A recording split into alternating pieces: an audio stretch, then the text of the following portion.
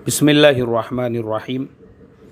ये ईमेल एजाज़ शाह साहब, इन्होंने वादी कश्मीर से ये सवाल भेजा है। इनके डिस्ट्रिक्ट का नाम क्या है? गंडेरबल। इनका पहला सवाल ये है कि बैंक से मुताल्लिक़ मुझे कुछ जानकारी चाहिए कि इंटरेस्ट से कैसे बचाया जाए। जैसे कि एसएमएस के जो चार्जेस है, डेबिट कार्ड के जो चार्जेस है, जो पैसे कटते हैं वो सूद में शामिल तो नहीं। तीसरा, लोन लेने पर वजाहत करे, जैसे कार है और उसके अलावा होम लोन वगैरह है। चौथा सवाल उनका ये है कि जॉब करने वालों को जो पीएफ मिलता है और पीएफ के ऊपर गवर्नमेंट पैसा जो बढ़ाकर देती है, उसका मसला क्या है।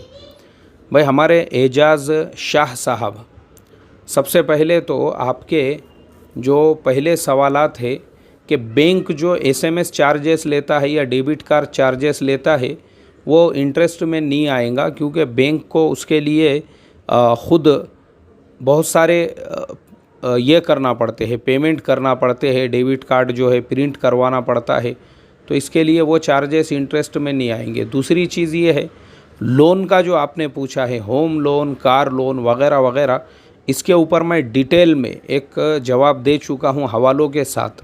तो मेहरबानी होगी अगर आप वो सवाल तलाश करेंगे हमारे ही चैनल पर। होम लोन और होम लोन के बारे में ही है वो, होम लोन लेना जायज़ है या नहीं, तो इंशाल्लाह आपको उसका जवाब मिल जाएगा। चौथा जो आपका सवाल है पीएफ के बारे में, जो जॉब करने वालों को, चाहे प्राइवेट सेक्टर में हो, गवर्नमेंट सेक्टर में हो, जो उनको पीएफ के अंदर पैसा मिलता है वो लेना उनके लिए हलाल और जायज़ है। यहाँ तक कि पीएफ के ऊपर जो बढ़कर पैसा मिलता है, बढ़कर, वो भी आपके लिए लेना हलाल और जायज़ है।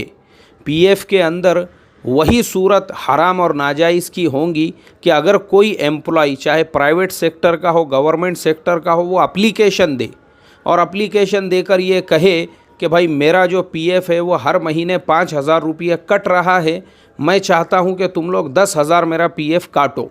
अब जो 10,000 का इसने एप्लीकेशन दिया, तो जो एक्स्ट्रा 5,000 इसने काटने की जो रिक्वेस्ट दी है, तो वो एक्स्ट्रा 5,000 और उसके ऊपर जो इंटरेस्ट मिलेगा वो उसके लिए हराम होगा, नाजायज़ होगा।